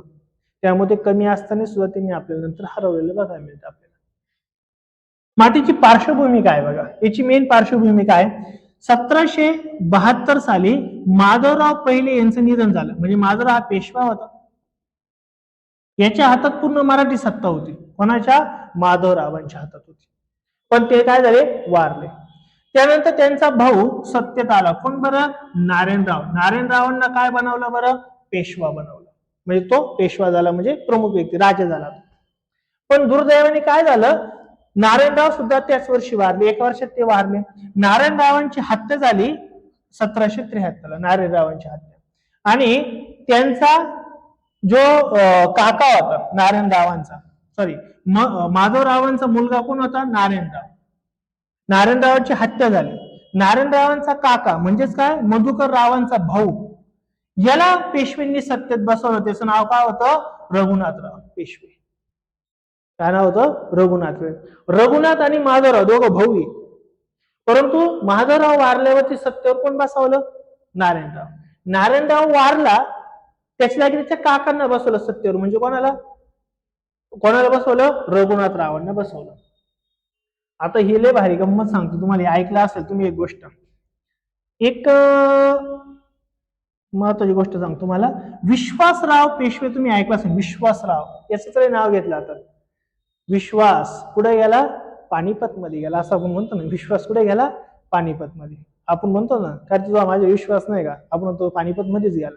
तर विश्वासराव जो पेशवा आहे का, ह्या एवढा भयानक होता. ह्या विश्वासरावाने अख्खं भारत काबीज करायचं ठरवलं होतं. यांनी दक्षिण भारतात, उत्तर भारतात धपाधप राज्य जिंकायला लागला होता.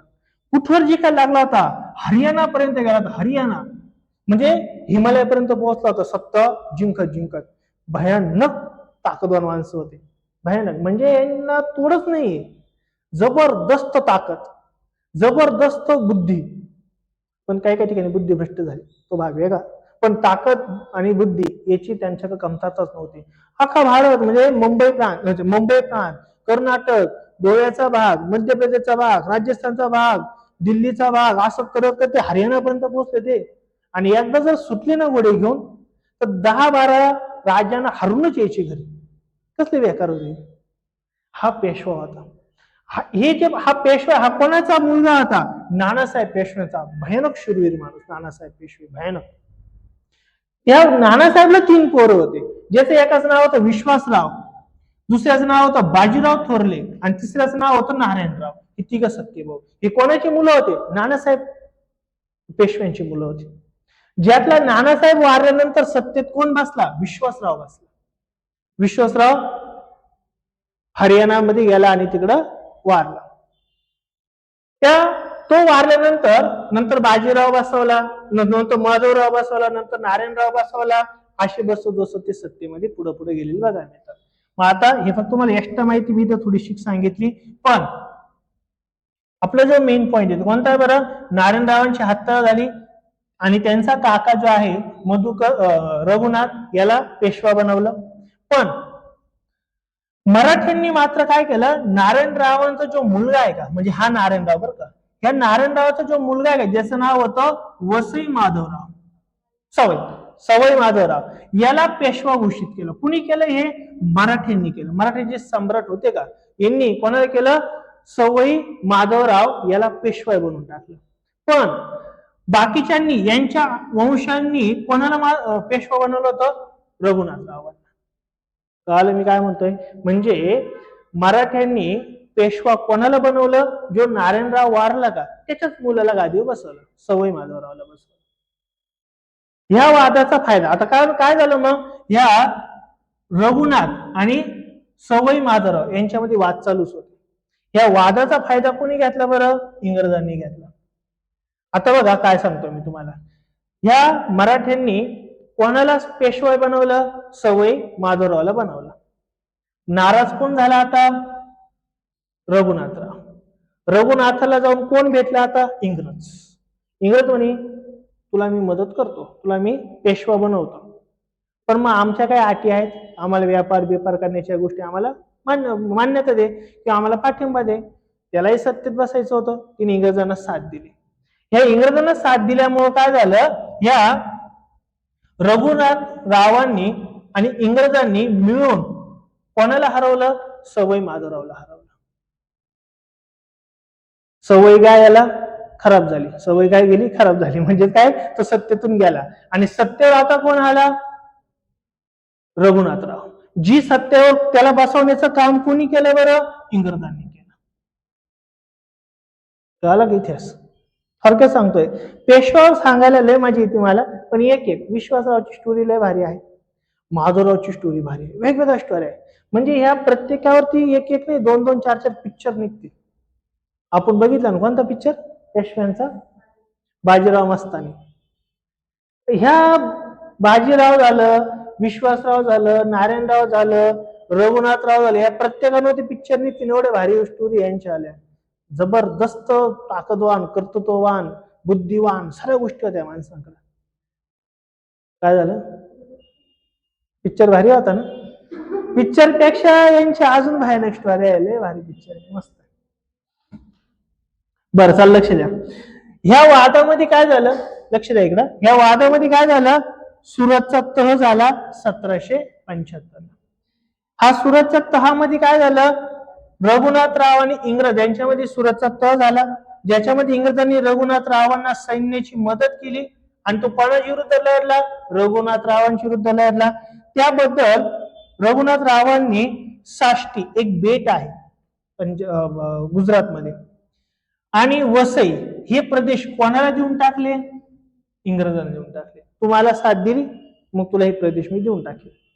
अशा प्रकारे इंग्रजांना काय केले? काही महत्वाचे प्रदेश दिलेले आपल्याला बघायला मिळतात. इथपर्यंत कळालं सर्वांना? नक्की.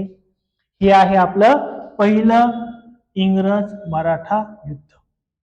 कोणता तह याच्यामध्ये? सुरतचा तह. सुरतच्या तहानुसार पहिलं मराठा इंग्रज युद्धाची समाप्ती झाली असं आपण म्हणू शकतो. कळालं इथपर्यंत? बरं, नाही सॉरी, तो सुरुवात आहे ऍक्च्युली. कसं झाला? सालेबाईचा तह हा झालाय 1782 ला. मग आता हा प्रश्न आपल्याला विचारतात, काय विचारतील? पहिलं मराठा इंग्रज युद्ध कोणत्या तहाने संपुष्टात आलं? तर 1782 ला कोणता तह झाला होता? सालबाईचा तह झाला होता. या तहामध्ये काय झालं होतं? इंग्रज आणि पेशव्यांमध्ये हा तह झाला होता. इंग्रजांनी काही गोष्टी जिंकल्या, काही पेशव्यांनी इंग्रजांच्या गोष्टी जिंकल्या. या तहामध्ये काय झालं? जे काही दुसऱ्यांचं जिंकलंय ते परत देऊन टाका, सर्वांचं माघार घेऊन टाकू, थांबून घेऊ, युद्ध काय करू, थांबून घेऊ. परंतु इंग्रजांनी काही मागणी केली आणि त्या मागणीमध्ये काही प्रदेश पेशव्यांचा इंग्रजांना गेला होता.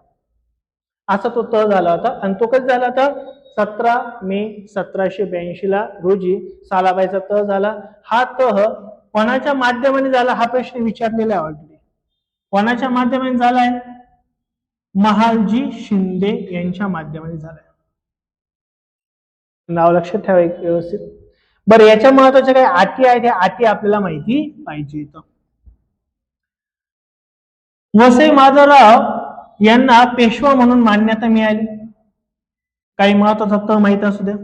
रघुनाथराव पेशवे पद न देता त्यांना निवृत्ती वेतन दिलं होतं, म्हणजे त्यांना पेन्शन वगैरे दिली होती. तुम्ही आता सत्य नाही राहायचं. सत्य कोण राहणार आहे? सवई माधवराव राहणार. सत्तेतून कोणाला काढून टाकलंय? कोणाला काढून टाकलं? रघुनाथांना. त्यांना काय केली? पेन्शन देऊन टाकली. आता तुमचा सत्तेचा काही संबंध नाही, तुम्हाला दर महिन्याला पेन्शन मिळतात. याच्यामध्ये इंग्रजांना साष्टी हे बेट मिळालं, तिथं व्यापार करण्याची परवानगी मिळाली. दोन्ही पक्षांनी जी जिंकलेले बहुप्रदेश ते एकमेकांनी परत करायचं ठरवलं. म्हणजे इंग्रजांनी जे पेशव्यांचे जे क्षेत्र जिंकले ते पेशव्यांना देऊन टाकायचे, पेशव्यांनी जे इंग्रजांना जिंकलं ते त्यांना देऊन टाकायचं. इंग्रज आणि मराठ्यांमध्ये काही काळ शांतता पसरली, जोपर्यंत दुसरं मराठा इंग्रज युद्ध झालं तोपर्यंत. सालबाईचा तह जवळपास पुढचे किती वर्ष चालला? तो 20 वर्ष. म्हणजे पुढचे 20 वर्ष मराठा आणि इंग्रज यांच्यात युद्ध झालेलं नाही. हे लक्षात नक्की काय डाऊट राहील का? नाही. हा राहील आपला तुमचा पहिला मराठा आणि इंग्रज युद्ध. ते जवळपास 20 वर्ष काही त्यात प्रॉब्लेम नव्हता. दुसरं जे झालं ते 1803 पासून तर 1805 जवळपास 2 वर्ष युद्ध चाललं. दुसरं युद्ध आहे आता. एकूण किती युद्ध झालेले? 3. हे किती आहे आता? आपलं दुसरं आहे. युद्धाची कारण, याला मेन कारण आहे वेलेस्ली, रिचर्ड वेलेस्ली. हा त्यावेळेस गव्हर्नर होता. मराठा सरदारातील अंतर्गत संघर्ष, पेशवे, शिंदे, भोसले आणि होळकर यांच्यात सत्ताभेद, यांच्यात संघर्ष, हेच खरं मराठ्यांचं काय होतं? अंत किंवा एंड व्हायचं कारण होतं. आणि दुसऱ्या इंग्रज मराठा युद्धाचं पण तेच कारण होतं. मराठ्यांमध्ये एक संघ राहिलेला नव्हता, मराठा एकत्रित राहिला नव्हता. मराठ्यांमध्ये काय झालं होतं? शिंदे बाहेर पडले, पेशवा वेगळा झाला, भोसले वेगळा झाला, होळकर घराणं वेगळं झालं, सर्व वेगवेगळे झाले. त्यामुळे ताकद काय झाली यांची? कमी. याचाच फायदा इंग्रजांनी घेतला आणि दुसरं इंग्रज मराठा युद्ध सुरू झालं 1803 ला. मग तिथं बघा 1803 ला वसईचा तह झाला. वसई म्हणजे जे पालघर मध्ये आता वसई बीट, वसई जे आहे ना ते समुद्र किनारपट्टीला आपल्याला बघायला मिळतं. कुठे ते? कोणत्या जिल्ह्यामध्ये? ते पालघर. वसईचा तह. बाजीराव द्वितीय यांनी ब्रिटिशांसोबत काय केलं होतं? वसईचा तह केला होता. कोणी केला होता? बाजीराव द्वितीय दुसरा. या तहामुळं ब्रिटिशांना मराठा राज्याच्या कारभारात हस्तक्षेप करण्याचा अधिकार मिळालेला होता. शिंदे आणि भोसले यांनी या तहाला मात्र मोठा विरोध दर्शवला होता. असं काही तह करायचं नाहीये, कारण वसई किंवा पालघरचं जे क्षेत्र आहे ते इंग्रजांना द्यायचं ठरलं होतं. पण त्याला विरोध दिलं कुणी? बरं, बाजीराव द्वितीयने दिला. पण त्याला विरोध कुणी केला होता? बरं, शिंदे आणि भोसलेंनी केला होता. मग याच्यामध्ये धोरण काय होतं बरं इंग्रजांचं? रिचर्ड वेलेस्ली यांना भारतात ब्रिटिशांचे वर्चस्व स्थापन करायचं होतं, म्हणून हा तह झालेला होता. पण ह्या तहामध्ये काही प्रॉब्लेम झाल्यामुळं दुसरं मराठा युद्ध सुरू झालं, इंग्रज मराठा युद्ध. आणि जे पुढचे 2 वर्ष जवळपास चाललं 1805 पर्यंत. पुन्हा त्यांच्यामध्ये करार झाला, पुन्हा युद्ध थांबलं, पुन्हा पुढचे काही 5, 10, 12, 15 वर्ष युद्ध थांबलं. नंतर पुन्हा तिसरं युद्ध सुरू झालं. त्याला पुन्हा तेच कारण काय? इंग्रजांची महत्वाकांक्षा वाढली होती, कारण की इंग्रजांनी इतर ठिकाणी पण मोठ्या प्रमाणामध्ये सत्ता स्थापन केलेली होती. त्याच्या अपोजिट पेशव्यांमध्ये मोठा संघर्ष चालू झाला होता. पेशवे, शिंदे, होळकर यांच्यामध्ये खूप वाद व्हायला लागले होते. आणि इंग्रजांना कळाला आता चांगला चान्स आहे, आता आपण पेशव्यांना आपण हरू शकतो. म्हणून तिसरं जे मराठा इंग्रज जे युद्ध सुरू झालं ते 1817 साली. आणि ते लगेच 1818 संपलं. एकच वर्ष ते युद्ध चाललं आणि पेशवाईची पूर्ण संपलेली आपल्याला बघायला मिळते. मग बघा युद्धाचे काही कारण वगैरे दिलेले आहेत. युद्धाची कारण काय बघा? इंग्रजांची पूर्ण भारतभर सत्ता स्थापन करायची होती, ते त्यांचं टार्गेट तर होतच. सेकंड काय बरं? पेशवा बाजीराव दुसरा याचा इंग्रजांबद्दल वाढता असंतोष बघायला मिळतो आपल्याला. मराठा सरदारांमध्ये एकीचा भाव नव्हता, एकत्रित राहिलेले नव्हते. इंग्रजांनी मराठा राज्याच्या अंतर्गत कारभारात हस्तक्षेप करायला सुरुवात केली होती. ते पेशव्यांना लगेच मान्य नव्हतं. म्हणून ह्या सर्व गोष्टींमुळे काय झालंय, तिसरं मराठा इंग्रज युद्ध सुरू झालं. ह्या युद्धाचा जो एंड आहे तो आहे 3 जून 1818. हे तिसरं मराठा इंग्रज जे युद्ध थांबलं ते कधी थांबलं, 3 जून 1818 ला. ह्या 3 जून 1818 पेशवा जो आहे दुसरा, याने इंग्रजांना शरणागती पत्करली. मी माघार घेतो, मी आता तुमचे युद्ध काही करणार नाही. म्हणजे यांनी हरून घेतलं स्वतःला पेशव्यांनी. पेशव्यांचे राज्य कायमस्वरूपी संपुष्टात आलं. कोणत्या युद्धामुळं, तिसऱ्या इंग्रज मराठा युद्धामुळं पेशव्यांचं साम्राज्य कायमस्वरूपी संपुष्टात आलं. आता संपलं, आता यांचं राज्य पूर्ण गेलं. बाजीराव दुसरा याने कानपूर जवळ बिठूर येथे निर्वासित म्हणून पाठवण्यात आलं आणि त्यांना पेन्शन देण्यात आले. म्हणजे इंग्रजांनी या बाजीराव दुसऱ्या जो आहे का, याला मराठा प्रांतातूनच हुसकून लावलं आणि तो कुठे गेला, आता कानपूरमध्ये गेला, म्हणजे उत्तर भारतात गेला. तो बिठूर या ठिकाणी राहिला आणि त्याला पेन्शन वगैरे सुरू केली. नंतर पेन्शन पण त्याच्याली बंद करून टाकली होती. नंतर तो वाद वेगळा आहे. प्रतापसिंग भोसले यांना सातारा संस्थानचा राजा बनवण्यात आलं, परंतु ते इंग्रजांच्या आधिपत्याखालीच राहिले. त्यांनी एक राज्य स्थापन केलं होतं, सातारा राज्य स्थापन केलं, ज्याचा प्रमुख कोणाला बनवलं, प्रतापसिंग भोसले यांना बनवून टाकलं. परंतु उरलेली सर्व सत्ता ही कोणाच्या ताब्यात आली, इंग्रजांच्या.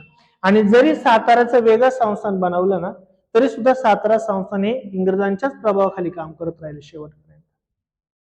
आणि त्याच्यानंतर आष्टीची एक छोटी लढाई आहे, ज्याच्यामध्ये मराठ्यांचा उरला सुरला सरा पराभव झाला.